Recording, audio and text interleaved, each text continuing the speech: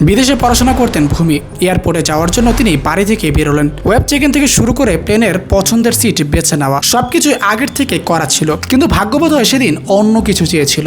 ভয়াবহ ট্রাফিক জ্যামের কারণে এয়ারপোর্টে পৌঁছাতে তার দেরি হয়ে যায়। ঘড়িতে তখন 12টা বেজে 20 মিনিট, অথচ 12টা 10-এই ফ্লাইটের বোর্ডিং-এর গেট বন্ধ হয়ে গিয়েছে। টিকিটের 70 থেকে 80 হাজার টাকা জলে চাপে, পড়াশোনার ক্ষতি হবে। এই কারণে তিনি এয়ারপোর্টের কর্মীদের কাছে অনুনয় বিনয় করলেন, কিন্তু কোনো কাজ হলো না। নিজের ভাগ্যকে দোষারোপ করা ছাড়া আর কোনো উপায় ছিল না তার। কিন্তু ভাগ্যের কি পরিহাস, কিছুক্ষণ পরেই তার কাছে এমন একটি খবর এলো যা তার পায়ের নিচের মাটিকে সরিয়ে দিল।